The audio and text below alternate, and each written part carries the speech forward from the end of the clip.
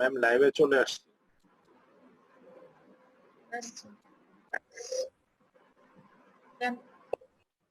হ্যাঁ live.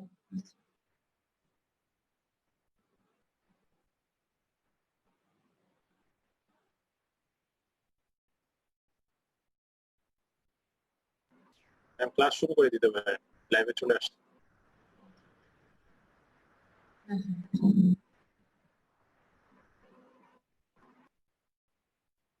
Good evening, dear students. Assalamu alaikum and welcome to my class on MCH, that is maternal and child health. Today I will discuss with you about some introductory topics on MCH and some topics about antenatal care. So before going to the class, let us know what is MCH. The term maternal and child health refers to the preventive, promotive, curative, and rehabilitative health service for the mother and children. Actually, all these terms we are collectively called as comprehensive health care. That means maternal and child health is the comprehensive health care for the mother and children. It has some sub-areas like maternal health, child health, family planning, school health, handicapped children, adolescents, and health aspects and care of the children in special settings. Let us know what are the objectives of MCH. The ultimate objectives of the maternal and child health is achieving the lifelong health of the mother and children. And the specific objectives are reduction of maternal, perinatal, infant and childhood mortality and morbidity, promotion of reproductive health, and promotion of the physical and psychological development of the child and adolescent within the family. Let us see what are the components of MCH. The components of MCH are maternal health, family planning, child health, school health, handicapped children, and care of the children in special settings such as daycare centers.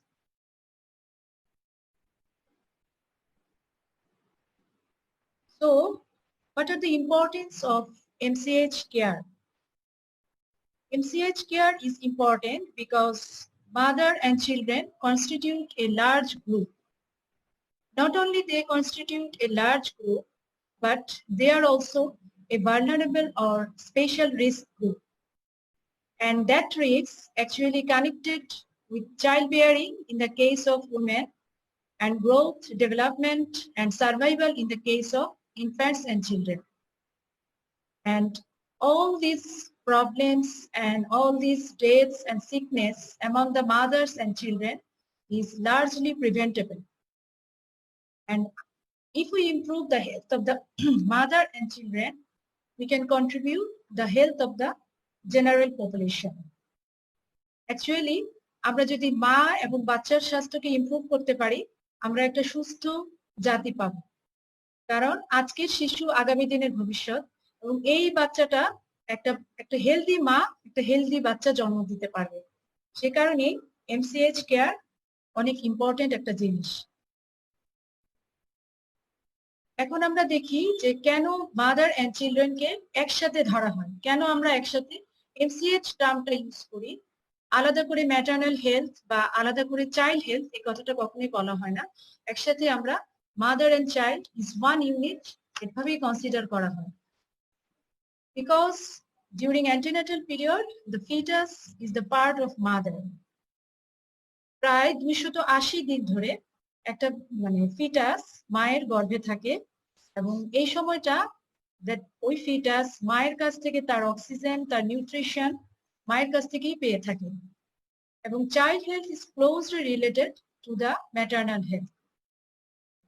A healthy mother brings a healthy baby, and there is less chance of premature birth, stillbirth, or abortion. 13 diseases of the mother and conditions of the mother during pregnancy has some effects on fetus like syphilis, German measles, drug intake, etc.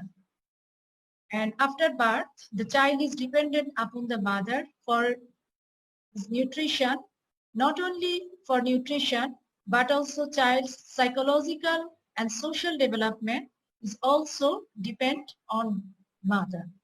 And if mother dies, then the child will suffer from a syndrome that is called maternal deprivation syndrome.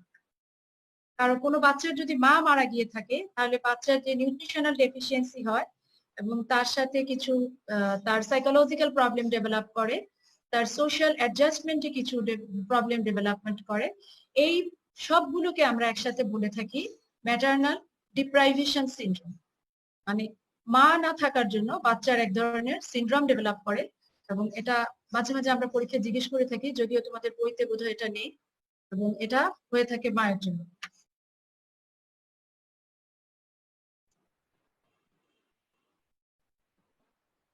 In the care cycle of women, there are few occasions when service of the child is not simultaneously called for. For instance, postpartum care is inseparable from neonatal care and family planning advice. তার মানে হচ্ছে যে কোনো সময় আমরা postpartum care দেওয়ার সময় আমরা কিন্তু একই সাথে বাচ্চাকে নিয়ে আসতে বলি এবং ওই জায়গায় কিন্তু বাচ্চার সার্ভিসটা দেওয়ার অপরচুনিটি থাকে। ফ্যামিলি প্ল্যানিং সার্ভিসটার সময়ও আমরা এগুলো সব একই সেন্টারে সাধারণত আমরা এই কেয়ারগুলো দিয়ে থাকি। এবং mother is the first teacher of the child. এইসব কারণেই আমরা সাধারণত মা এবং বাচ্চাকে একটা ইউনিট হিসাবে কনসিডার করে থাকি। For this reason, mother and child services should be given as one unit. Now, let us see what is maternity cycle. There are some stages in the maternity cycle, that is fertilization, antenatal or prenatal period, intranatal period, postnatal period, interconceptional period. Fertilization তোমরা সবাই জানো already, তোমরা সবাই embryology পড়ে এসছো। Fertilisation that means ovum এবং sperm একসাথে meet হওয়ার পরে ফার্টিলাইজেশন হলো। এরপর থেকে আমাদের শুরু হলো antenatal period. Antenatal period that means before delivery, এই সময়টাকে আমরা অ্যান্টিনাটাল পিরিয়ড বলে থাকি। ডিউরিং ডেলিভারি পিরিয়ড টাইমটাকে আমরা বলে থাকি ইন্ট্রান্যাটাল পিরিয়ড। আফটার ডেলিভারি এই সময়টাতে আমরা বলি postnatal period. That means postnatal পিরিয়ডের আমরা একটা টাইম ফ্রেম আছে, যেমন ধরো পোস্টন্যাটাল পিরিয়ডটা শুরু হয় বাচ্চা বের হওয়ার পর থেকে এবং এটা 6 উইকস বা 42 ডেজ আফটার ডেলিভারি পর্যন্ত কনসিডার করা হয় পোস্টন্যাটাল পিরিয়ড হিসেবে। আর দুইটা প্রেগন্যান্সির মাঝখানের পিরিয়ডটাকে আমরা সাধারণত বলে থাকি ইন্টার কনসেপশনাল পিরিয়ড। দুইটা প্রেগন্যান্সির মাঝখানে। এখন আমরা দেখি যে intrauterine stages of fertilised egg. Fertilised egg যখন ফার্টিলাইজেশন হয় তখন তার যে গ্রোথটাকে আমরা কয়েকটা ভাগে ভাগ করতে পারি। প্রথমে প্রিন্যাটাল পিরিয়ডের মধ্যে আসে ওভাম। 14 দিন পর্যন্ত আমরা এটাকে বলি ওভাম। 14 দিন থেকে 9 সপ্তাহ পর্যন্ত আমরা এটাকে বলে থাকি এমব্রায়ো। আর ফিটাস বলি 9 সপ্তাহ থেকে আপ টু বার্থ পর্যন্ত আমরা এটাকে ফিটাস বলে থাকি। প্রিম্যাচিউর ইনফ্যান্ট এটাকে বলি আমরা 28 টু 37 উইক পর্যন্ত। আর বার্থ ফুল টার্ম যখন 280 দিন মায়ের গর্ভে থাকে তখন সেটাকে আমরা বলি ফুল টার্ম বেবি, 280 দিন পরে। আর প্রিম্যাচিউর ইনফ্যান্টের ডেফিনেশনটা পরীক্ষায় অনেক ধরা হয়। প্রিম্যাচিউর ইনফ্যান্ট 28 সপ্তাহ থেকে সাধারণত 37 কমপ্লিটেড উইকস এর আগে যে বাচ্চাটা জন্ম হয় সেটাকে আমরা বলি প্রিম্যাচিউর ইনফ্যান্ট।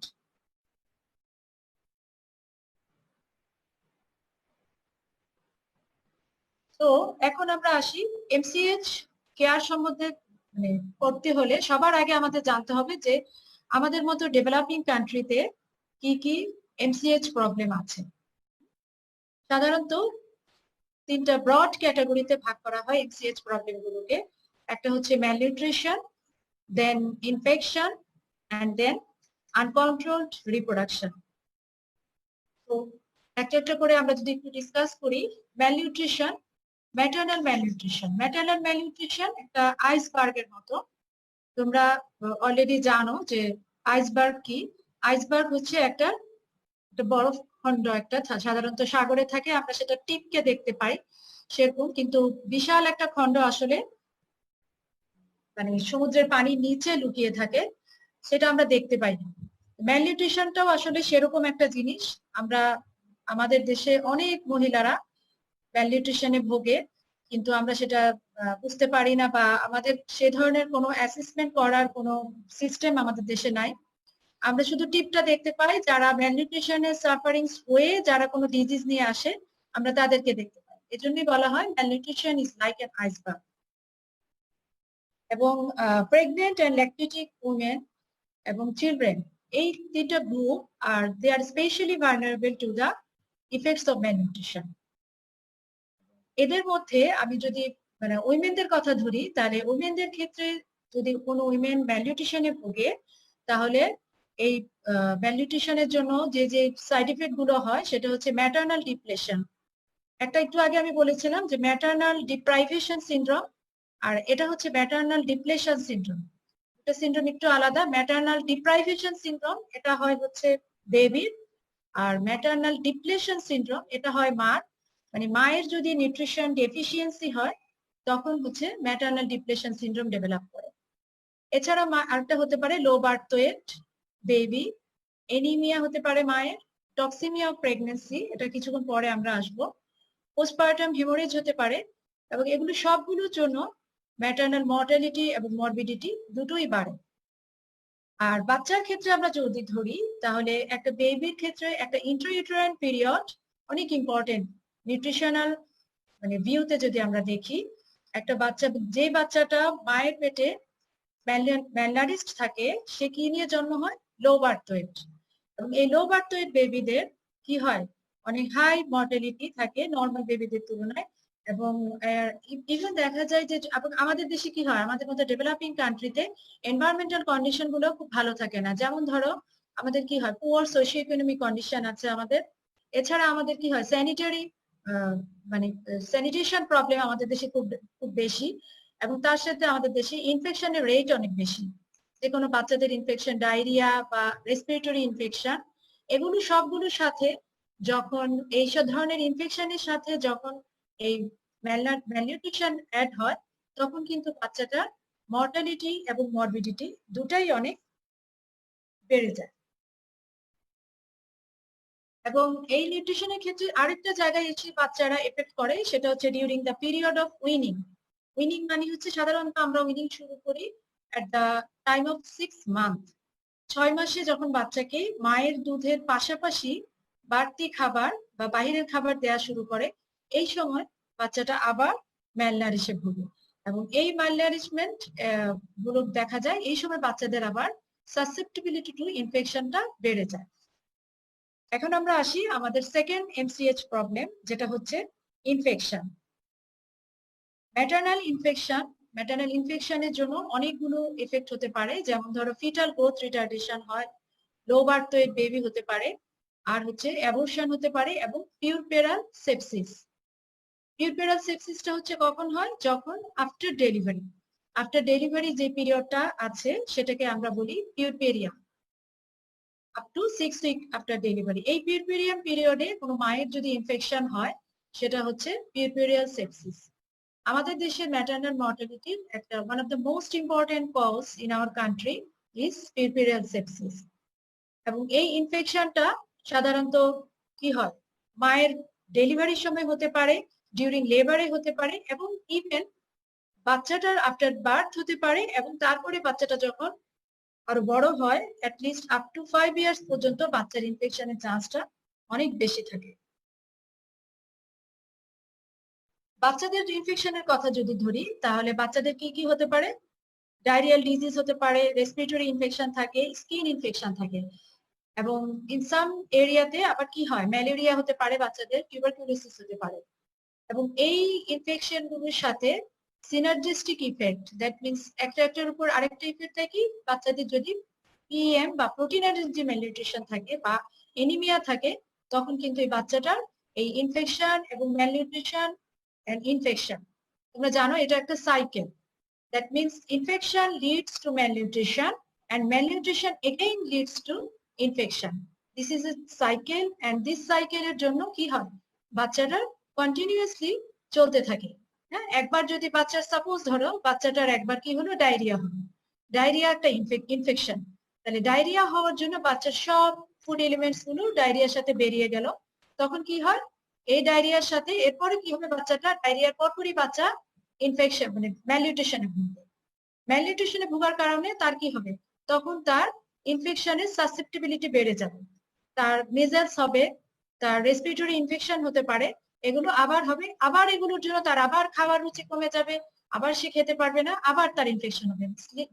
কন্টিনিউয়াসলি একটা সাইকেল আকারে এগুলো চলতে থাকে।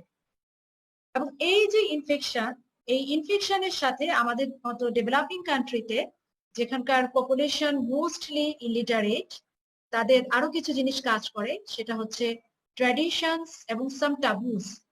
যেমন অনেক ধরনের টাবু আমাদের দেশে কাজ করে, যেমন ধরো যখন ধরো রেসপিরেটরি ইনফেকশন দ্বারা ইমিউনাইজেশন, অনেকেই আছে গ্রামে, অনেকেই আছে যারা টিকা দিতে চায় না। টিকা দিতে চায় না কেন, তারা ভাবে যে তাদের ধারণা আছে যে টিকা দিলে হয়তো বা বাচ্চার নানা রকম সাইড ইফেক্ট হতে পারে। তাহলে এটা একটা আমাদের দেশে টাবুস আছে। প্রেগনেন্ট উইমেনদের ক্ষেত্রে কিছু টাবুস কাজ করে, যেমন প্রেগনেন্ট উইমেনদেরকে তারা বেশি বেশি খেতে দেয়। কেন খেতে দেয় না, কারণ তাদের ধারণা যে প্রেগনেন্ট উইমেনদেরকে বেশি বেশি খেতে দিলে কিছু উইমেনদের হয়তো সিজারিয়ান সেকশনে লাগতে পারে, বিকজ বেশি বেশি খেলে তাদের ধারণা হচ্ছে baby will be large and this leads to caesarean section. তখন এই যে বিভিন্ন ধরনের টাবু আমাদের দেশে কাজ করে, এগুলোরও কিছু সিনার্জিস্টিক ইফেক্ট এই ইনফেকশনের সাথে এসে মিলে যায়। Third MCH problem in our country is uncontrolled reproduction অথবা the effects of unregulated fertility. That means unregulated fertility means high birth rate, and this high birth rate is associated with high infant mortality rate and under 5 death rate. এবং এই unregulated ফার্টিলিটির জন্য mother and child বিভিন্ন side effects ভুগতে পারে, যেমন ধরো increase prevalence of low birth weight babies, severe anaemia, abortion, antepartum haemorrhage, and a high maternal and perinatal mortality. And these are এই মর্টালিটি গুলো দেখা যায় যে মায়ের যদি 4th প্রেগনেন্সির পরে সাধারণত 5th প্রেগনেন্সি থেকে এই ধরনের মর্টালিটি এবং পেরিনেটাল, মায়ের ম্যাটারনাল মর্টালিটি এবং পেরিনেটাল মর্টালিটি দুটোই বাড়তে থাকে। সাধারণত 5th প্রেগনেন্সিকে আমরা কি বলে থাকি, গ্র্যান্ড মাল্টিপ্যারা। দ্যাট মিনস গ্র্যান্ড মাল্টিপ্যারার ক্ষেত্রে এই ধরনের ম্যাটারনাল এবং পেরিনেটাল মর্টালিটি বেড়ে যায়। ম্যাটারনাল মর্টালিটিতে তোমরা জানো মায়ের মৃত্যু, আর পেরিনেটাল যে মর্টালিটি, পেরিনেটাল মর্টালিটি হচ্ছে হলো একটা সার্টেন পিরিয়ডকে আমরা পেরিনেটাল পিরিয়ড বলে থাকি, সেটা হচ্ছে 28 উইকস অফ ডেলিভারি থেকে প্রেগনেন্সি, 28 উইকস অফ প্রেগনেন্সি থেকে 7 ডেজ আফটার ডেলিভারি, এই সময়টাকে আমরা বলে থাকি পেরিনেটাল পিরিয়ড। তার মানে পেরিনেটাল পিরিয়ডে কিছুটা প্রেগনেন্সি পিরিয়ডও আসে এবং কিছুটা পোস্টপার্টাম পিরিয়ডও আসে। পোস্টপার্টাম পিরিয়ডের 7 দিন আসে, আর প্রেগনেন্সি পিরিয়ডে 7 মান্থস থেকে স্টার্ট হয়। এই সময়টাতে আসলে ম্যাটারনাল এবং হচ্ছে পেরিনেটাল মর্টালিটি দুইটাই বাড়তে পারে। এখন আমরা আসি অ্যান্টিনেটাল কেয়ার। অ্যান্টিনেটাল কেয়ার বা সংক্ষেপে আমরা বলে থাকি ANC। Antenatal care, what is antenatal care? Actually, this is the care, সবাই তোমরা জানো, this is the care of the woman during pregnancy. কেন আমরা antenatal কেয়ারটা আমরা সাধারণত দিয়ে থাকি? Actually, primary আমাদের যে aim সেটা হচ্ছে at the end of the pregnancy, there will be a healthy mother and a healthy baby. এবং ideally এই কেয়ারটা শুরু হয় after conception থেকে, এবং এটা throughout the pregnancy এটা কন্টিনিউ করে। সেজন্য এটাকে অ্যান্টিনেটাল কেয়ার বলা হয়। এবং দেখা যায় যে এবং আমরা কি সাধারণত দেখা যায় যে কোনো বিকজ এই সারাটা সময় ধরে কেন আমরা অ্যান্টিনেটাল কেয়ারটা দিয়ে থাকি, কারণ কোনো প্রেগনেন্সি আমরা দেখে থাকি যে প্রথম দিকে কোনো ধরনের কোনো কমপ্লিকেশন অ্যারাইজ করে না, খুব নর্মালি যাচ্ছে, কিন্তু pregnancy actually pregnancy is not a disease, but pregnancy itself is a complication. It can arise complication at any time. At any time, কারণ হচ্ছে যে and at any time any life-threatening complication may arise and mother can die. So পুরোটা সময় আমাদের এই antenatal কেয়ারের মধ্যে মাকে রাখতে হবে। এবং মাকে আমার কি শেখাতে হবে, আমাদেরকে দুটো জিনিসকে মাকে রেডি রাখতে হবে, বার্থ প্রিপেয়ারনেস এবং হচ্ছে আরেকটা হচ্ছে মাকে কমপ্লিকেশন রেডিনেস। মাকে আমরা কিছু ডেঞ্জার সাইন শিখাবো, মাকে আমরা বার্থ প্রিপেয়ারনেস শিখাবো, মানে হচ্ছে যে সে তার যদি যে কোনো সময় তার ডেলিভারি টাইম যদি আসে, সে কোথায় যাবে, কোথায় ডেলিভারি করাবে, এবং সে কেমন করে যাবে, কেমন করে তার টাকা পয়সার সে জোগাড় রাখতে হবে, এবং তার যদি ব্লাড লাগে সেটাও তাকে জোগাড় রাখতে হবে। এই জিনিসগুলোকে আমরা সাধারণত বার্থ প্রিপেয়ারনেস বলি। মানে হচ্ছে ডিউরিং ডেলিভারি মায়ের যে কিছু প্রিপারেশন, সেটা ফ্রম মানি থেকে শুরু করে তার কনভেন্স কিভাবে সে নিকটস্থ স্বাস্থ্য কেন্দ্রে যাবে, এবং হচ্ছে যে কিভাবে সে তার সাথে কে যাবে, এবং হচ্ছে তার রক্ত যদি লাগে সেটা কিভাবে সে অ্যারেঞ্জ করবে। এই জিনিসগুলো সবগুলোই আসে বার্থ প্রিপেয়ারনেস এর সাথে। আরেকটা হচ্ছে আরেকটা জিনিসকে মাকে রেডি রাখতে হবে, সেটা হচ্ছে কমপ্লিকেশন রেডিনেস। কমপ্লিকেশন রেডিনেস এর জন্য আমরা কি করে থাকি, কিছু কমপ্লিকেশন মাকে কিছু ডেঞ্জার সিগন্যাল শিখিয়ে থাকি। এই অ্যান্টিনেটাল কেয়ারের মাধ্যমে মা এবং তার যারা কেয়ার গিভার, যারা মাকে কেয়ার গিভার করে থাকে, তাদেরকে আমরা কিছু কমপ্লিকেশন, আমরা তাদেরকে কিছু ডেঞ্জার সিগন্যাল শিখিয়ে থাকি। এবং এই ডেঞ্জার, আমরা একটু পরেই আসবো এই ডেঞ্জার সিগন্যালে। এই ডেঞ্জার সিগন্যাল গুলো যখনই অ্যারাইজ করবে তখনই যেন মাকে স্বাস্থ্য কেন্দ্রে নিয়ে যায়। আচ্ছা, এখন আমরা দেখি যে what are the objectives of antenatal care?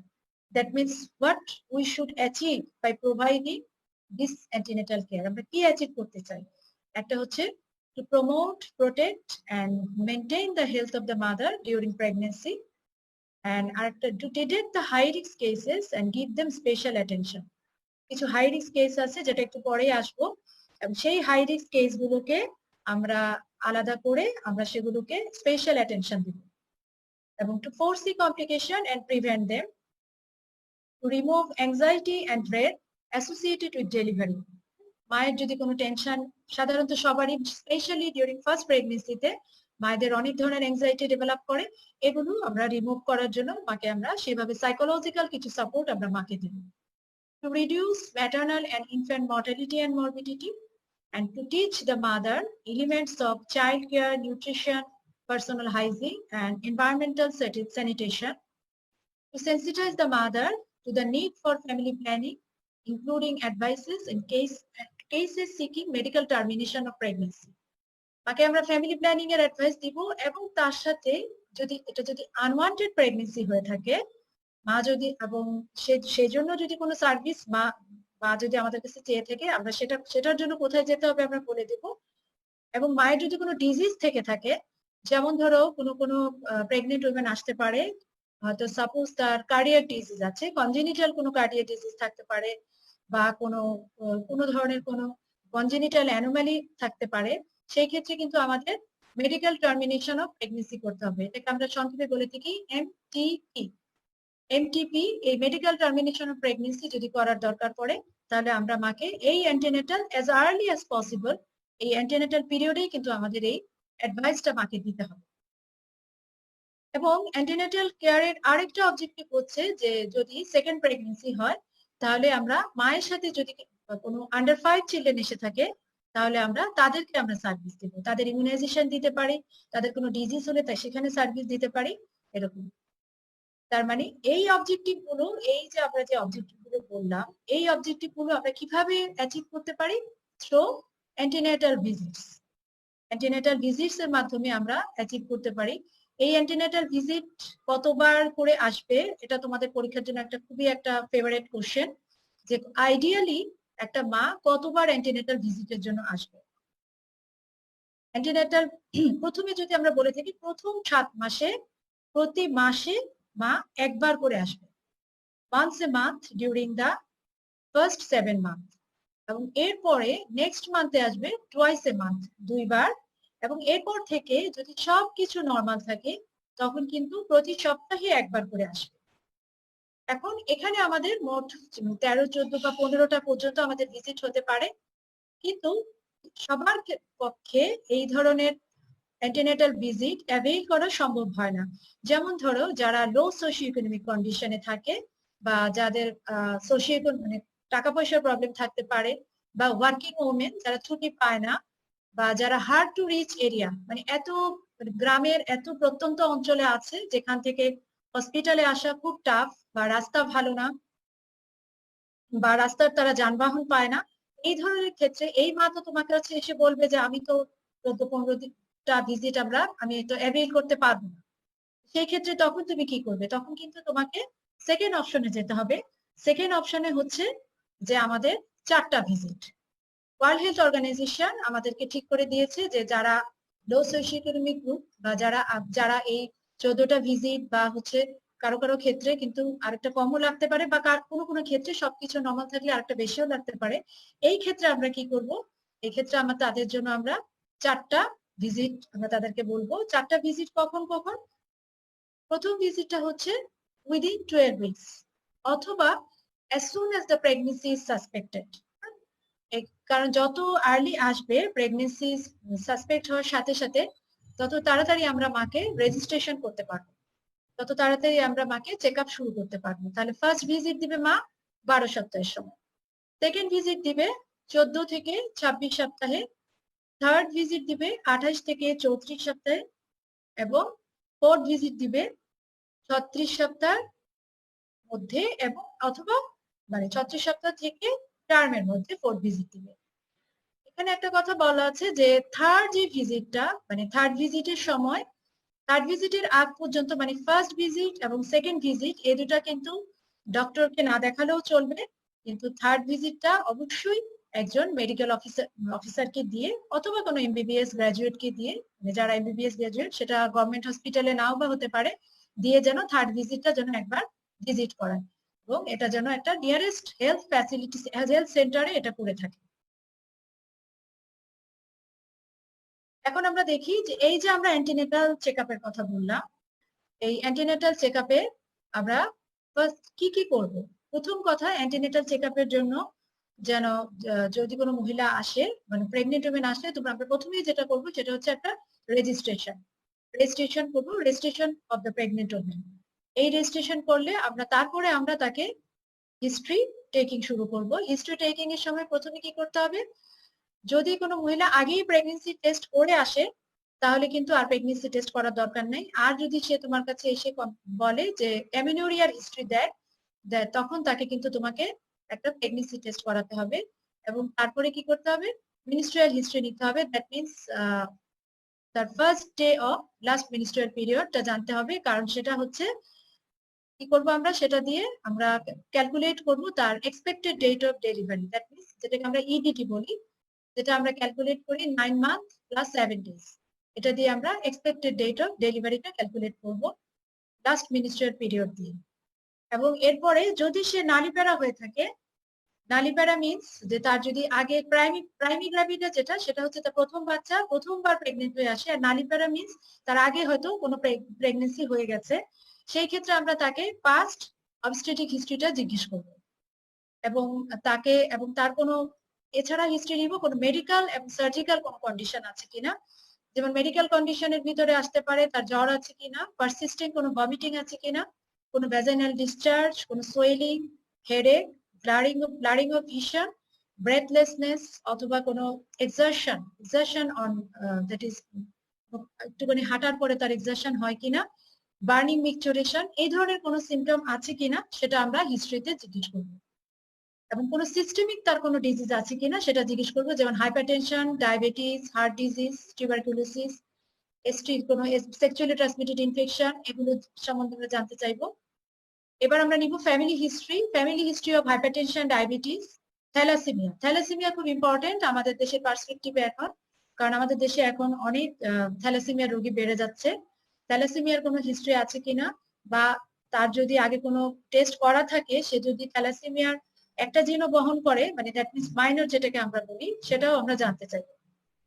তার family history of twins or congenital malformation, তার কোনো ফ্যামিলিতে কোনো কনজেনিটাল ম্যালফরমেশন আছে কিনা, তার কোনো আগে কোনো কনজেনিটাল ম্যালফরমেশন হয়ে কোনো বাচ্চা অ্যাবর্শন হয়ে গেছিলেন, এবং any kind of drug allergies এবং এনি হ্যাবিট ফর্মিং ড্রাগস তার আছে কিনা, এগুলো আমরা সবই হিস্ট্রিতে জিজ্ঞেস করবো। এরপরে আমরা আসি ফিজিক্যাল এক্সামিনেশন। ফিজিক্যাল এক্সামিনেশনে আমরা যেটা করব সেটা হচ্ছে কি দেখবো, প্রথমে প্যালোর। প্যালোর আমরা কেন দেখবো? এনিমিয়া ডায়াগনোসিস করার জন্য। আমরা দেখতে পারি আর তার সাথে pulse, respiratory rate, blood pressure. Blood প্রেশারটা প্রত্যেকটা ভিজিটেই দেখতে হবে। ইডিমা দেখবো, ওয়েট। ওয়েট হচ্ছে প্রত্যেক ভিজিটেই আমরা দেখবো। ফার্স্ট ভিজিট ওয়েট যেটা আমরা নিব সেটাকে আমরা বেসলাইন ওয়েট হিসেবে কনসিডার করব। হাইট মেজার করব, আর তার সাথে ব্রেস্ট এক্সামিনেশন করব, এনি ক্র্যাকড নিপেল বা নিপেলে কোনো ইনভার্টেড নিপল ইনভার্সন এই ধরনের কোনো কিছু আছে কিনা।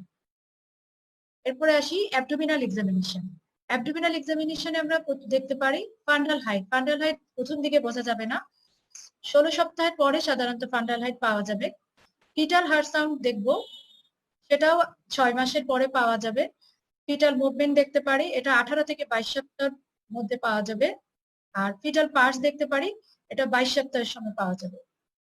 এগুলো তোমাদের জন্য খুব ডিটেলস দরকার নেই, কারণ তোমরা যেহেতু গাইনি ওয়ার্ডটা এখনো করা হয় না এই সময় খুব ডিটেলস, এগুলো শুধু তোমাদেরকে শুধু টপিক মানে টার্ম গুলো জানলেই হবে যে কি করা হয়, কিন্তু ইন ডিটেলস কোনটা কখন পাওয়া যাবে এটা আসলে এই মুহূর্তে দরকার নেই। তারপরে আমরা মাল্টিপল প্রেগনেন্সি আছে কিনা সেটা দেখবো। এটা সাধারণত আল্ট্রাসোনোগ্রাফির মাধ্যমে শুরুতেই বোঝা যায়। Fetal lie and presentation. Lie means হচ্ছে ফিটাস কোন অবস্থায়, তার লঙ্গিটিউডিনাল যে এক্সিসটা ফিটাসের সেটা কি অবস্থায় আছে, মায়ের ইউটেরাসের এক্সিসের সাথে ফিটাসের এক্সিসটা যদি লঙ্গিটিউডিনালে আছে নাকি ট্রান্সভার্স আছে। যদি লঙ্গিটিউডিনালে থাকে তাহলে সেটাকে আমরা লঙ্গিটিউডিনাল লাই বলি, যদি ট্রান্সভার্সই থাকে তাহলে সেটাকে আমরা ট্রান্সভার্স লাই বলে থাকি। আর প্রেজেন্টেশন হচ্ছে ফিটাসের প্রেজেন্টিং পার্টটা কোথায় আছে, দ্যাট মিনস মানে সার্ভিক্সের এখানে এসে আমরা কি হেডটা পাচ্ছি না বাটকটা পাচ্ছি। কখনো কখনো এটা হ্যান্ডও পাওয়া যায়, দ্যাট মিন তখন কখনো কখনো পাও পাওয়া যায়, ফুড প্রেজেন্টেশনও হয়ে থাকে। তবে সাধারণত এগুলো আমরা সব 32 উইকস আফটার প্রেগনেন্সি দিয়ে আমরা সাধারণত এগুলো দেখে থাকি। আর অ্যাবডোমিনে আদার কোনো স্কার আছে কিনা বা আদার কোনো ফাইন্ডিংস পাবো কিনা সেটা দেখতে হবে। স্কার পেলে বুঝতে হবে যে আগে কোনো সার্জারি হয়েছে কিনা। যদি পেশেন্ট তোমার কাছে হাইডও করে তাহলে স্কারটা দেখে এটা বোঝা যাবে। তবে সবচেয়ে ইম্পর্টেন্ট যেটা সেটা হচ্ছে আমরা যদি ফার্স্ট ট্রাইমেস্টারের সময় একটা আল্ট্রাসোনোগ্রাফি করতে পারি তাহলে আমরা জেস্টেশনাল যে এজ, বাচ্চার যে জেস্টেশনাল এজ সেটা আমরা খুব ভালো করে করতে পারবো, কারণ ওটাই হচ্ছে গোল্ড স্ট্যান্ডার্ড। তার মানে হচ্ছে পরের দিকে আল্ট্রাসাউন্ড করলে কিন্তু আমরা কিন্তু বাচ্চার যেই মানে এজটা এটা আমরা কিন্তু ভালো করে পাই না, জেস্টেশনাল এজটা। কিন্তু আর্লি মানে ফার্স্ট ট্রাইমেস্টারে যদি আমরা প্রথমেই একটা আল্ট্রাসাউন্ড করতে পারি তাহলে কিন্তু ওই সময় যেই এক্সপেক্টেড ডেট অফ ডেলিভারি আল্ট্রাসাউন্ডে বলে থাকে সেটা কিন্তু খুবই অ্যাকুরেট হয়। সেই ক্ষেত্রে এই জন্য এটাকে বলা হয় গোল্ড স্ট্যান্ডার্ড। গোল্ড স্ট্যান্ডার্ড যদি জিজ্ঞেস করা হয় তাহলে হচ্ছে routine early ultrasound during first trimester. এখন আমরা আসি ল্যাবরেটরি ইনভেস্টিগেশন। এই যে অ্যান্টিনেটাল কেয়ারে অ্যান্টিনেটাল যে চেক আপ, এখানে আমরা কি কি investigation we should do must, কয়েকটা আছে মাস্ট করতে হয়। আমরা অনেক ইনভেস্টিগেশনই আজকাল করে থাকি। সেখানে প্রথমেই আসবে যে প্রেগনেন্সি ডিটেকশন টেস্ট যদি আগে না করা হয়ে থাকে, আর যদি করা হয়ে থাকে তাহলে এটা বলার দরকার নেই। হিমোগ্লোবিন এস্টিমেশন খুব important for the detection of anaemia. মায়ের এনিমিয়া আছে কিনা এটা দেখার জন্য আমরা হিমোগ্লোবিন এস্টিমেশন করে থাকি। Urine test for the presence of, আচ্ছা ব্লাডেরটা একসাথে বলি, হিমোগ্লোবিন এস্টিমেশন করব, তারপরে আমরা ব্লাডে গ্রুপিং করব এবং আরএইচ টাইপিং করব। তারপরে ব্লাড সুগার দেখব for the detection of diabetes আছে কিনা, আগে থেকে কোনো ডায়াবেটিস আছে কিনা। আর আমরা এই তিনটা হচ্ছে মাস্ট, হিমোগ্লোবিন, ব্লাড সুগার এবং হচ্ছে blood grouping and Rh typing. এই তিনটা তুমি যদি হার্ড টু রিচ এরিয়াতেও থাকো, মানে ইউনিয়ন হেলথ সেন্টার বলি বা হচ্ছে কমিউনিটি ক্লিনিক, যেখানেই আমরা করি না কেন অ্যান্টিনেটাল চেকআপ, এই তিনটা ব্লাড টেস্ট কিন্তু আমাদের করতেই হবে, মাস্ট। এখন এর সাথে আমরা আজকাল যেটা করে থাকি ভিডিআরএল করতে পারি যদি আমার সুযোগ থাকে, করলে ভালো। এবং HBS AG for hepatitis B infection, HBS AG আমরা দেখবো। এইচআইভি টেস্ট আজকাল করা হয়, এগুলো হচ্ছে এক্সট্রা, কিন্তু প্রথম এই তিনটা আমাদের ব্লাডের, এগুলো বলতেই হবে। এরপরে আমরা আসি ইউরিন। ইউরিনে আমরা যেটা করব সেটা হচ্ছে, ইউরিনে আমরা দুটো জিনিস দেখতে পারি। একটা হচ্ছে আমরা পাস সেল দেখে থাকি যে মায়ের কোনো urine infection, urinary tract infection আছে কিনা, এটা হচ্ছে আমরা পাস সেল দেখে সাধারণত ডায়াগনোসিস করি। আর হচ্ছে ইউরিনে আমরা আরেকটা দেখে থাকি, সেটা হচ্ছে অ্যালবুমিন। অ্যালবুমিন আমরা কেন দেখে থাকি? অ্যালবুমিন আমরা দেখে থাকি মায়ের প্রি এক্লাম্পসিয়া আছে কিনা এটা দেখার জন্য। সাধারণত ইউরিন দিয়ে মায়ের যখন প্রি এক্লাম্পসিয়া হয় তখন ইউরিন দিয়ে অ্যালবুমিন পাস করে। Albumin is a protein. এটা যখন মায়ের প্রি এক্লাম্পসিয়াতে সাধারণত এটাকে যখন প্রোটিন যখন ইউরিন দিয়ে পাস হয় তখন আমরা এটাকে বলে থাকি প্রোটিন ইউরিয়া। এই প্রোটিন ইউরিয়ার সাথে আমরা সাধারণত যদি মায়ের যদি ব্লাড প্রেশার যদি বেশি পাই তখন আমরা সাধারণত এটাকে বলে থাকি পিইটি বা প্রি এক্লাম্পটিক টক্সিমিয়া। অনেক সময় এটার সাথে সাধারণত ইডিমাও থাকে, ডিপেন্ডেন্ট ইডিমা সাধারণত থেকে থাকে। এবং ইউরিনে আরেকটা জিনিস আমরা দেখবো, সেটা হচ্ছে সুগার। ইউরিন সুগার, সাধারণত ডায়াবেটিস যদি থাকে আমরা ব্লাডে সুগার পেলে সাধারণত ইউরিনটা আমরা টেস্ট করে থাকি ইউরিন ফর সুগার। তাহলে এই কয়টা laboratory investigation we should do must, এগুলো মায়ের করতেই হবে। এই কয়টা ইনভেস্টিগেশন ডিউরিং অ্যান্টিনেটাল চেকআপ। এখন আমরা আসি এই অ্যান্টিনেটাল চেকআপের সময় কি কি ইন্টারভেনশন এবং কাউন্সিলিং আমরা করবো মাকে। একটা ইন্টারভেনশন হচ্ছে কি, আমরা আয়রন এবং ফলিক অ্যাসিড সাপ্লিমেন্টেশন দিয়ে থাকি আমরা মাকে। সাধারণত ফার্স্ট ট্রাইমেস্টারের পর ফলিক অ্যাসিড আমরা শুরু থেকেই শুরু করি, ইভেন বিফোর দা প্রেগনেন্সি আমরা ফলিক অ্যাসিড শুরু করে থাকি।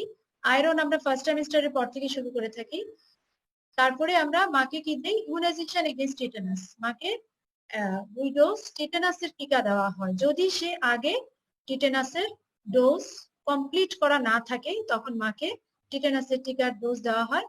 এবং group or individual instruction on nutrition, family planning, safe care, delivery এবং প্যারেন্টহুড, এগুলো সব মাকে শেখানো হয়। নিউট্রিশন, স্পেশালি নিউট্রিশন এর উপরে অ্যাডভাইস দেওয়া হয় কেমন করে খাবে। ফ্যামিলি প্ল্যানিং আফটার ডেলিভারি, সে কোন ধরনের ফ্যামিলি প্ল্যানিং মেথডস তার জন্য ভালো হবে, এবং কোথায় সে ডেলিভারি করাবে, এবং কি করে বাচ্চা, স্পেশালি প্রাইমি প্যারাদের ক্ষেত্রে কি করে বাচ্চা লালন পালন করবে সেটাও দেখানো হয় বা শেখানো হয়। এবং home visiting by a female health worker or train দেয়, একটা হোম ভিজিট করা যেতে পারে। রেফারেল সার্ভিস যদি দরকার পড়ে তাহলে আমরা রেফারেল সার্ভিস দিব মাকে।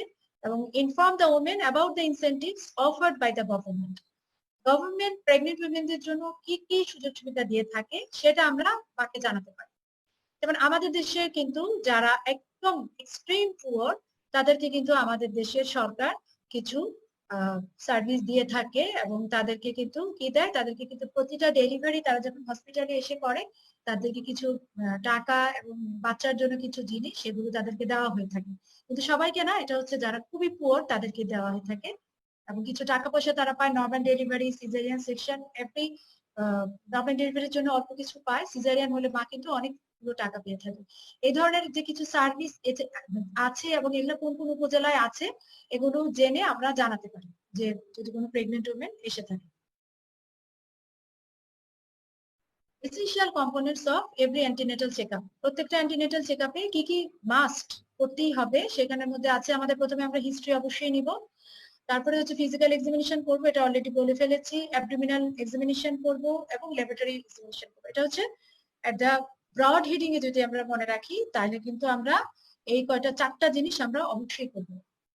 এখন আমরা আসি what is risk approach. Risk approach কি? এটা একটা managerial tool for the improve MCh care. That means আমরা একটা ম্যানেজারিয়াল টুল, আমরা এটা কেন বের করা হয়েছে, কারণ হচ্ছে যে আমরা সবাইকে সার্ভিস দিব কিন্তু সবার প্রতি অতিরিক্ত খেয়াল রাখা আমাদের পক্ষে সম্ভব না। সেজন্য special attention to those who need them most, যাদের কিছু সাইন সিমটম আমরা যদি পেয়ে থাকি, কোনো ডিজিজে ভুগছে বা হচ্ছে কিছু ক্রাইটেরিয়া আছে আমাদের রিস্ক অ্যাপ্রোচের, এগুলো আছে, তাদেরকে আমরা কি করব, তাদেরকে আমরা স্পেশাল অ্যাটেনশন তাদেরকে দিব। এটা হচ্ছে কি যে maximum utilisation of all resource, কারণ হচ্ছে আমাদের দেশে আমাদের রিসোর্স আমাদের অনেক কম। অল্প রিসোর্স কাজে লাগিয়ে কি করে আমরা বেশি সার্ভিস দিতে পারবো, এজন্যই এই টুলটা ব্যবহার করা হয়েছে রিস্ক অ্যাপ্রোচ। তাহলে এই রিস্ক অ্যাপ্রোচে কারা কারা এই রিস্ক উইমেন হিসাবে ডায়াগনোসড হবে, সেটা কি হতে পারে? একটা হচ্ছে এল্ডারলি প্রাইমি, মানে যাদের বয়স 30 বছর এবং বেশি। 30 বছর এবং বেশিতে যে মহিলা প্রথম প্রেগনেন্ট হয়েছে, প্রাইমি কিন্তু নট মাল্টি, ফার্স্ট বার pregnancy at the age of 30 years or more, এই ক্ষেত্রে সে কিন্তু রিস্ক উইমেনে চলে যাবে। Short stature primi, that means যার হাইট হচ্ছে 140 সেন্টিমিটার এবং তার নিচে, ম্যাল প্রেজেন্টেশন, ব্রিজ বা ট্রান্সভার্স লাই, যে কোনো প্রেজেন্টেশন। ব্রিজ মিনস হচ্ছে বাটকটা যদি সার্ভিক্সের এখানে এসে থাকে, এবং ট্রান্সভার্স লাই মিনস বাচ্চার আড়াআড়ি ভাবে শুয়ে আছে মায়ের পেটে, সেটা। তারপরে হচ্ছে অ্যান্টিপার্টাম হেমোরেজ আছে মায়ের, দ্যাট মিনস হেমোরেজ বা ব্লিডিং ডিউরিং অ্যান্টিনেটাল পিরিয়ড, সেটাকে আমরা বলি অ্যান্টিপার্টাম haemorrhage. Threatened abortion. Threatened abortion means the pregnancy which is threat to abort. তার মানে এখানে এক্ষেত্রে কি হয়, যে প্রেগনেন্সি মনে হচ্ছে এই অ্যাবর্শন হয়ে যাবে, মানে হচ্ছে অল্প অল্প ব্লিডিং এর কমপ্লেন করে, মা এসে কমপ্লেন করবে যে মাঝে মাঝে একটু একটু ব্লিডিং হয়, কিন্তু বাচ্চাটা কিন্তু হয়তো বাচ্চাটা আছে, হার্ট সাউন্ড পাওয়া যাবে, কিন্তু দেখা যাবে বা আল্ট্রাসাউন্ড করলে দেখা যাবে যে সব আছে, কিন্তু মাঝে মাঝে ব্লিডিং হচ্ছে, এটাকে আমরা বলি থ্রেটেন্ড অ্যাবর্শন। তাহলে এই ক্ষেত্রে এটাও কিন্তু আমাদের রিস্ক প্রেগনেন্সিতে চলে যাবে। Pre eclampsia and eclampsia. Pre eclampsia একটু আগে যেটা বললাম যে high blood pressure associated with protein in the urine or albumin in the urine and oedema, এই তিনটা একসাথে থাকলে আমরা প্রি এক্লাম্পসিয়া বলি। এই প্রি এক্লাম্পসিয়া যখন is associated with convulsion, convulsion means খিঁচুনি, যখন প্রি এক্লাম্পসিয়ার সাথে যখন খিঁচুনি চলে আসবে তখন সেটাকে আমরা বলি এক্লাম্পসিয়া। এক্লাম্পসিয়া এটা একটা আসলে মেডিকেল ইমার্জেন্সি। এক্লাম্পসিয়া হলে কিন্তু মাকে সাথে সাথে কিন্তু হসপিটালে টারশিয়ারি সেন্টার গুলাতে অ্যাটলিস্ট যেখানে সিজারিয়ান সেকশনের সার্ভিস আছে, যেখানে অ্যানেস্থেসিয়া আছে, যেখানে ব্লাড দেওয়ার সার্ভিস আছে, দ্যাট মিনস ব্লাড ট্রান্সফিউশনের সার্ভিস আছে, এই ধরনের সেন্টারে আমাদেরকে কিন্তু নিয়ে আসতে হবে। এছাড়া যে মায়ের এনিমিয়া আছে সেও রিস্ক প্রেগনেন্সিতে চলে যাবে। টুইন প্রেগনেন্সি যদি হয়, hydramnios. Hydramnios means that means excessive amniotic fluid যদি থাকে তখন আমরা সেটাকে হাইড্রোঅ্যামনিউস বলি। এল্ডারলি গ্র্যান্ড মাল্টিপ্যারাস, তার মানে হচ্ছে গ্র্যান্ড মাল্টিপ্যারা, যে যখন আমরা fifth, in case of fifth প্রেগনেন্সিকে আমরা সাধারণত গ্র্যান্ড মাল্টিপ্যারা বলে থাকি। আর মায়ের যদি বয়সও যদি বেশি হয় এবং তার সাথে যদি মায়ের ফিফথ প্রেগনেন্সি হয় তাহলে হচ্ছে এটাকে আমরা সাধারণত, এটাও আমাদের রিস্ক প্রেগনেন্সিতে চলে যাবে। এছাড়া আসে prolonged pregnancy, that is expected date of delivery যেদিন ছিল তার 14 দিন পরেও যদি মায়ের ডেলিভারি না হয়ে থাকে বা ডেলিভারি পেইন না উঠে থাকে তাহলে সেটাও risk pregnancy. History of previous caesarean section or any kind of instrumental delivery, that means it may be forcep delivery হতে পারে, হ্যাঁ, সেই ক্ষেত্রেও এটা হচ্ছে risk pregnancy. Pregnancy associated with general disease, যেমন হচ্ছে এনি কাইন্ড অফ ডিজিজ, মায়ের যদি cardiovascular disease, kidney disease, diabetes, HIV এগুলো থাকে, বা এই বাচ্চাটা যদি ইনফার্টিলিটি ট্রিটমেন্টের মাধ্যমে এসে থাকে তাহলেও কিন্তু এটা risk pregnancy. And 3 or more spontaneous consecutive abortion, that means মায়ের 3টা পর পর অ্যাবর্শন হয়ে গেছে অথবা 3-এর বেশি অ্যাবর্শন হয়ে গেছে, সেই ক্ষেত্রে কিন্তু এটাও কিন্তু আমাদের রিস্ক প্রেগনেন্সি হবে। এখন আমরা একটু দেখি আমাদের এই অ্যান্টিনেটাল ভিজিটের মধ্যে হোম ভিজিট খুব ইম্পর্টেন্ট।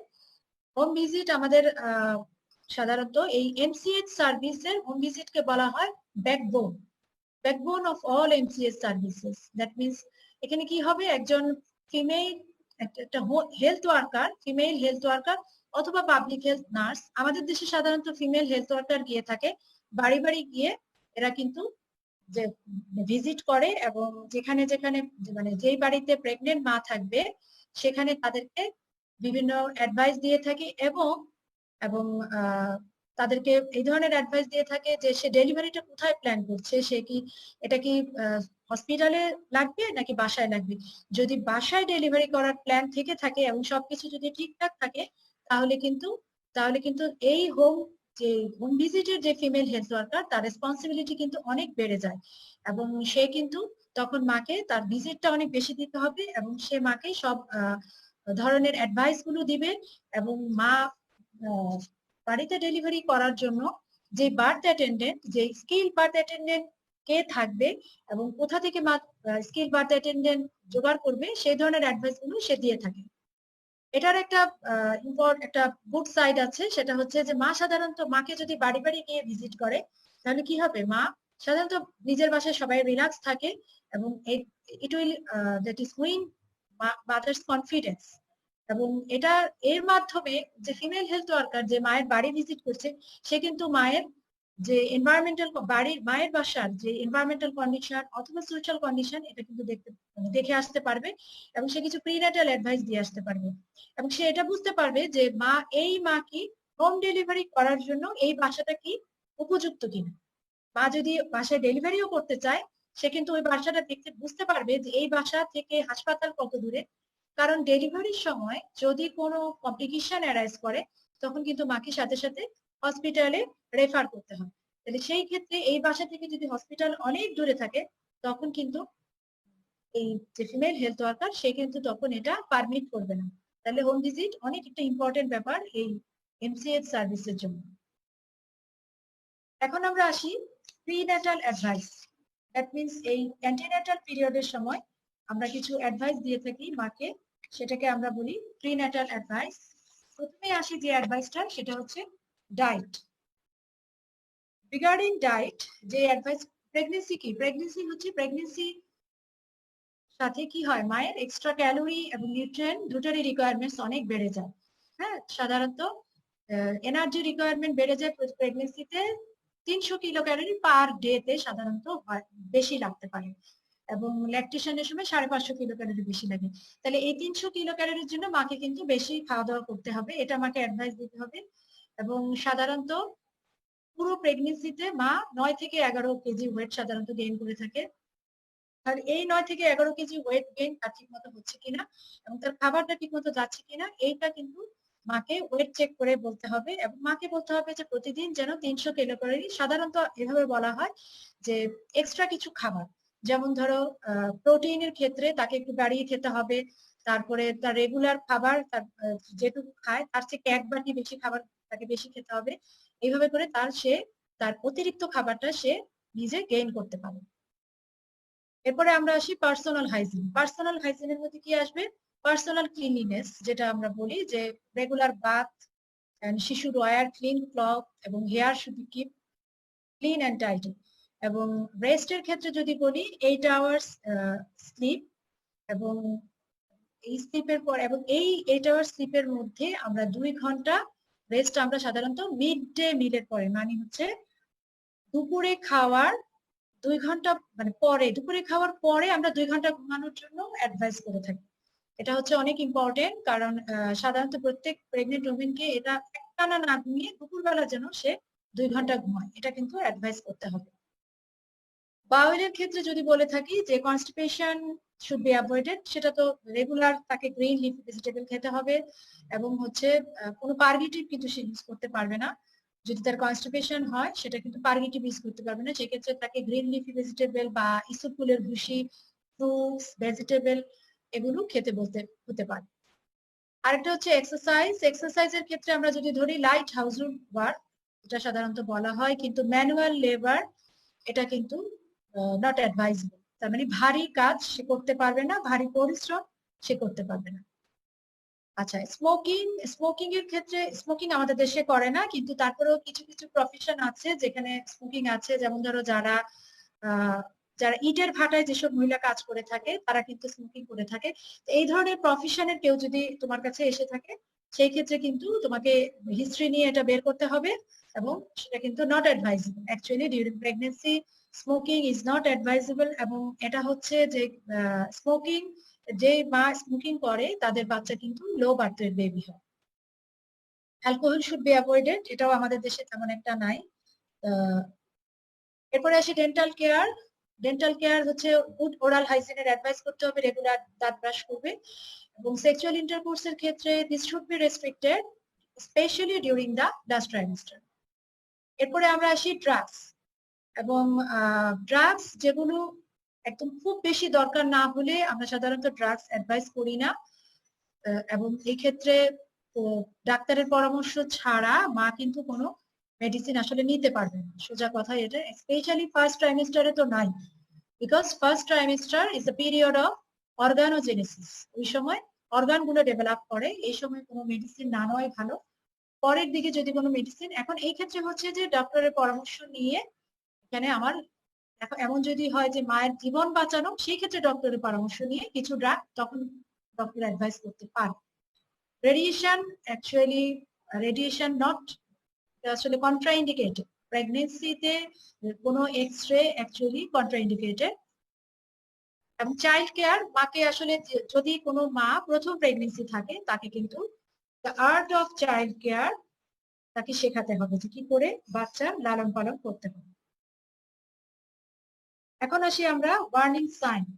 ওয়ার্নিং সাইন মিনস যে মাকে আমরা কিছু সাইন, আমরা মা এবং তার যে কেয়ার গিভার বা তার সাথে যারা থাকে তাদের সবাইকে কিছু ওয়ার্নিং সাইন শেখাতে হবে। কেন শেখাতে হবে? এই ওয়ার্নিং সাইন গুলো যে কোনো একটা যদি দেখা দেয় তাহলে কিন্তু সাথে সাথে মাকে নিকটস্থ যে স্বাস্থ্য কেন্দ্র সেখানে নিয়ে আসতে হবে।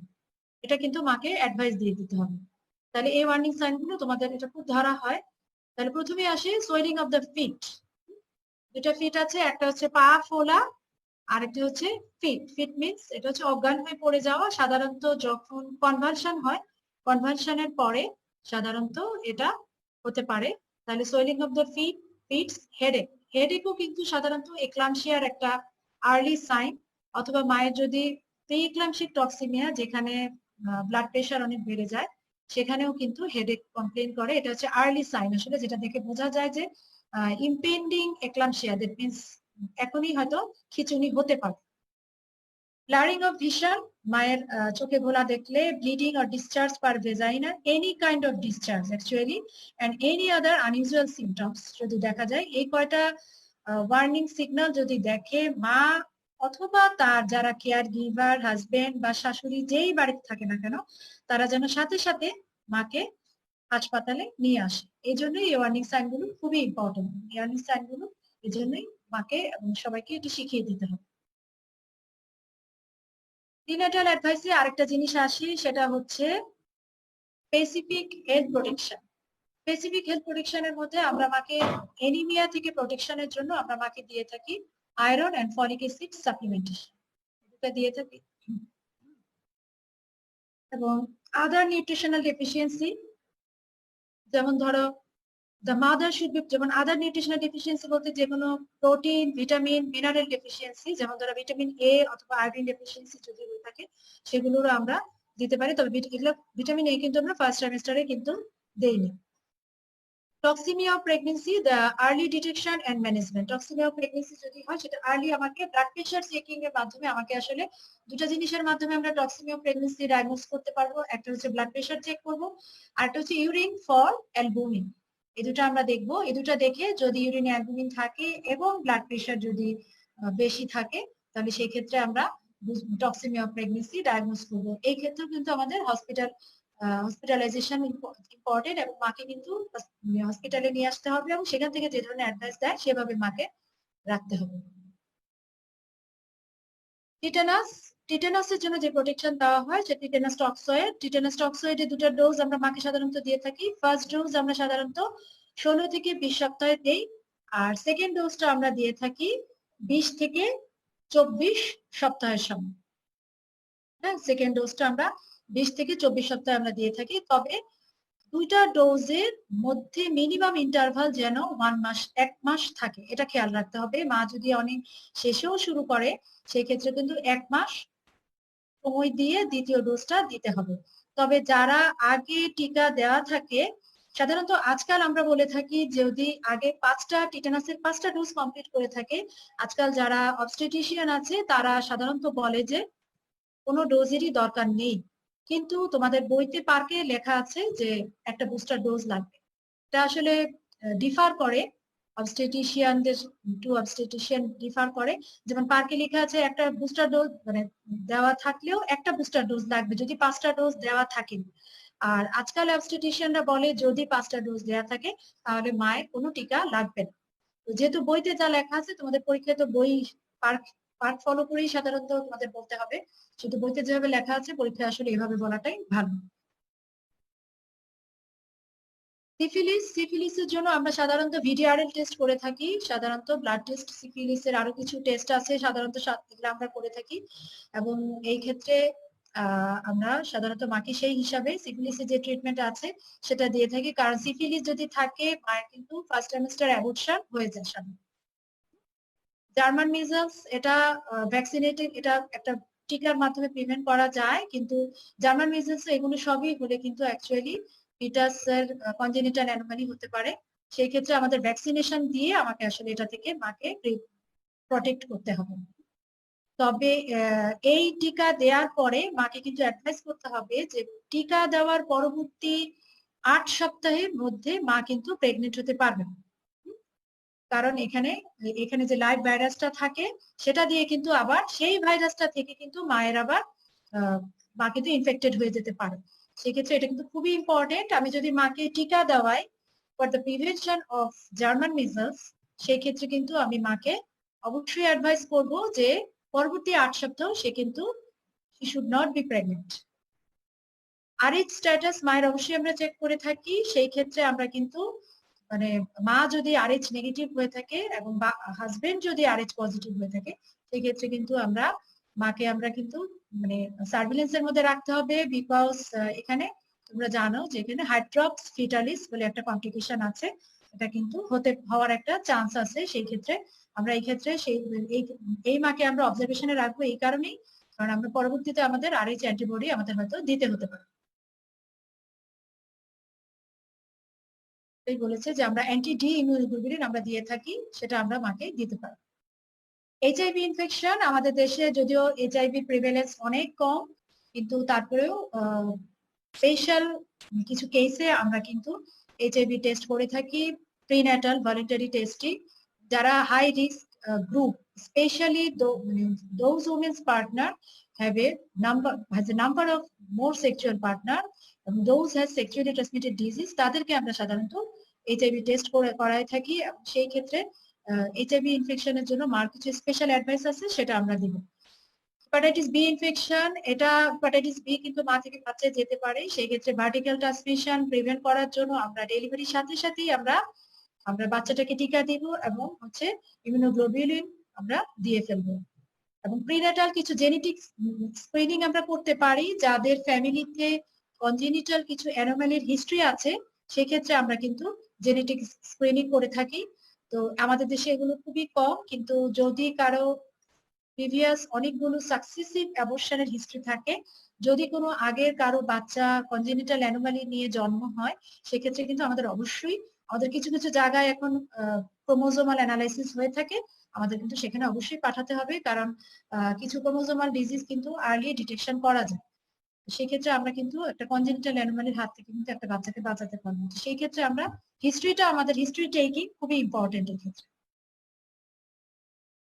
তারপরে হচ্ছে মায়ের মেন্টাল প্রিপারেশন। এটা মেন্টাল প্রিপারেশন সাধারণত আমরা এটার জন্য আমরা বাকি কিছু ক্লাস এমসিএইচ সেন্টার গুলোতে এই মেন্টাল প্রিপারেশনের জন্য মায়ের কিছু ক্লাস নেওয়া হয়ে থাকে। ফ্যামিলি প্ল্যানিং সার্ভিস, এটাও কিন্তু আমরা অবশ্যই অ্যান্টিনেটাল পিরিয়ডের সময় মাকে অ্যাডভাইস দিব, কারণ এই সময় কিন্তু মা psychologically mother is more susceptible to receive the advice of family planning. এবং মায়ের যদি আমি দেখি যে এটা তার সেকেন্ড প্রেগনেন্সি, তাহলে মাকে কিন্তু আমাদের অবশ্যই মোটিভেট করতে হবে for the permanent sterilisation, that is either for tubectomy অথবা যদি বাবা আসে সাথে তাহলে তাকে আমার অ্যাডভাইস করতে হবে ফর দ্য ভেসেক্টমি। আমাদের এই অ্যাডভাইসটা কিন্তু এই অ্যান্টিনেটাল পিরিয়ডে যদি আমি করি তাহলে কিন্তু সেটা মোর ফ্রুটফুল হবে। এছাড়া অ্যান্টিনেটাল কেয়ারের আমাদের আরেকটা কম্পোনেন্ট আছে, সেটা হচ্ছে পেডিয়াট্রিক কম্পোনেন্ট। পেডিয়াট্রিক কম্পোনেন্ট হচ্ছে যে মায়ের মায়ের সাথে যেহেতু অনেক সময় মায়ের সাথে বাচ্চারা তার আগের যে বাচ্চারা সেটা অ্যাটেন্ড করে আন্ডার 5 বেবি গুলো, সেই ক্ষেত্রে অ্যান্টিনেটাল কেয়ার সেন্টার গুলোতে একটা পেডিয়াট্রিশিয়ান অবশ্যই থাকবে, যে মায়ের সাথে যে আন্ডার 5 বেবিটা থাকবে তাকে অ্যাটেন্ড করবে। তো this is the end of antenatal care lecture. আমি অনেকগুলো কোশ্চেন দেখতে পাচ্ছি। আমি নেক্সট ক্লাসে ইন্ট্রানেটাল কেয়ার এবং হচ্ছে পোস্টনেটাল কেয়ার করাবো। তো আমি একটু দেখছি যে কারা কি কোশ্চেন করেছো, এবং কারো যদি কোনো কোশ্চেন থাকে সেটা আমাকে জানাও। আমি এখানে দেখতে পাচ্ছি, আমি একটু দেখছি প্রথম থেকে যা কে কি কোশ্চেন করেছো।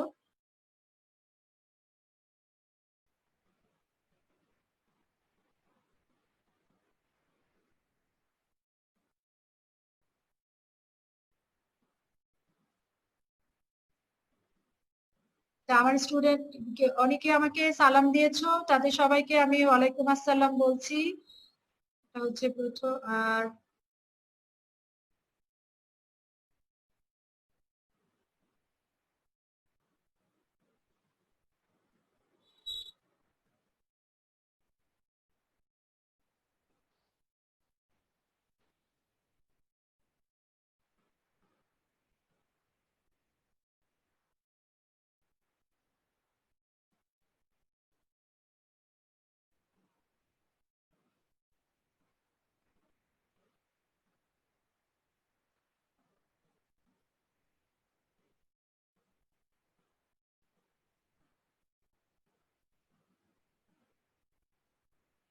আচ্ছা, একজন আমাকে কোশ্চেন করেছে, রাশিদ আঞ্জুম অনিক আমাকে কোশ্চেন করেছে যে বাংলাদেশে 7 থেকে 8 কেজি ওয়েট গেইন কি নর্মাল?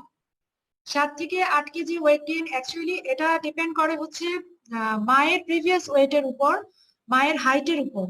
হ্যাঁ, মায়ের যদি মা যদি হাইট অনেক কম থাকে এবং মায়ের আগের ওয়েট যদি অনেক কম থাকে, তবে সেই ক্ষেত্রে আহ, এটা কিন্তু নর্মাল হতে পারে, কিন্তু সেই ক্ষেত্রে আমার মায়ের ফার্স্ট ওয়েটটা জানাটা অনেক ইম্পর্টেন্ট। তবে সাধারণত আমরা কিন্তু 11 কেজি পর্যন্ত ওয়েট নর্মাল বলে থাকি।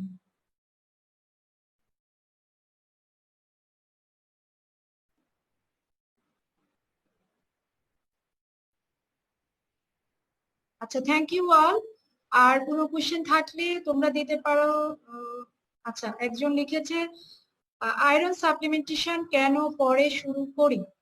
আচ্ছা, আয়রন সাপ্লিমেন্টেশন আমরা সাধারণত ফার্স্ট ট্রাইমেস্টারে শুরু করি না, কারণ ফার্স্ট ট্রাইমেস্টার আমি অলরেডি বলেছি it's a period of organogenesis. এখানে আমাদের অ্যানোম্যালির কনজেনিটাল অ্যানোম্যালির কথা চিন্তা করি, ওই সময় আসলে কিছুই দেওয়া হয় না except folic acid. Folic acid actually prevent করে, it itself prevents a congenital anomaly. So it's call spina bifida. তোমরা হয়তো বা এটা ইয়েতে এমব্রায়োলজিতে পড়ে এসছো। স্পাইনা বাইফিডা প্রিভেন্ট করার জন্য ফলিক অ্যাসিড দেওয়া হয়। আদারওয়াইজ আর কোনো মেডিসিনই দেওয়া হয় না, কারণ যে কোনো ওষুধ মানে যে কোনো মেডিসিন থেকে সেটা হোক আয়রন বা হোক ভিটামিন এ যেটাই হোক সেটা করতে পারি may be cause congenital anomaly, এর জন্য আয়রন দেওয়া হয় না। আচ্ছা, একজন লিখেছে জার্মান মিজলস এর ভ্যাকসিন নেওয়ার 8 উইকের মধ্যে প্রেগনেন্ট হওয়া যাবে না, তাহলে কি ভ্যাকসিন কি বিফোর ম্যারেজ নেওয়া যাবে? হ্যাঁ, অফকোর্স, আগে নিয়ে নিলে ভালো। হ্যাঁ, আগে নিয়ে নিলে। এখন এই ক্ষেত্রে আমাদের দেশের মানুষ কিন্তু এতটা কনসিয়াস এখনো হয়ে উঠিনি, যেখানে আমরা এখনো থ্যালাসেমিয়া প্রিভেন্ট করতে পারছি না। আমরা কিন্তু বলি এখন যে বিয়ের আগে অবশ্যই রক্ত পরীক্ষা করা উচিত যে সে থ্যালাসেমিয়ার কোনো বাহক কিনা। আমরা থ্যালাসেমিয়া মেজর এবং মাইনর দুটা বলে থাকি, সেটাই আমরা এখনো চালু করতে পারছি না। আমাদের সরকারও, তোমরাও হয়তো পেয়ে থাকবে, অনেক মেসেজ কিন্তু আসে থ্যালাসেমিয়া নিয়ে। তো সেই ক্ষেত্রে জার্মান মিজলস তো আমাদের দেশের মানুষ জানেই না, সেই ক্ষেত্রে টিকা নিবে বিয়ের আগে, এটা আসলে আমাদের দেশের জন্য চিন্তা করা মানে খুবই একটা অবাস্তব জিনিস। তবে আমরা যারা জানি বা তোমরা যারা জানো, যে জানে সে তো, নলেজ তো ইজ পাওয়ার, তোমরা যারা জানো তারা এটা ফলো করতে পারো বা তোমরা অ্যাডভাইস করতে পারো। তোমরা যারা তোমরা তোমাদের পেশেন্টদেরকে বা তোমরা তোমাদের যারা রিলেটিভ আছে তাদেরকে অ্যাডভাইস করতে পারো। বাইরের দেশে এগুলা হয়ে থাকে, এটাই আর কি।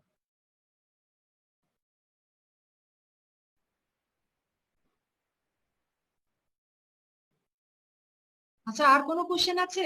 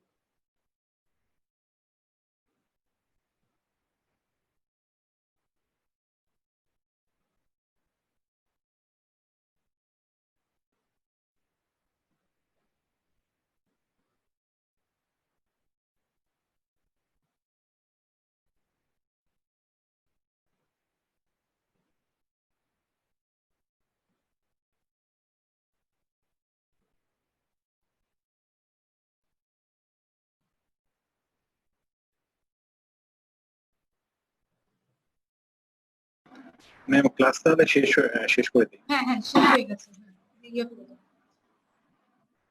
সব শেয়ারিং করে দিচ্ছি। হ্যাঁ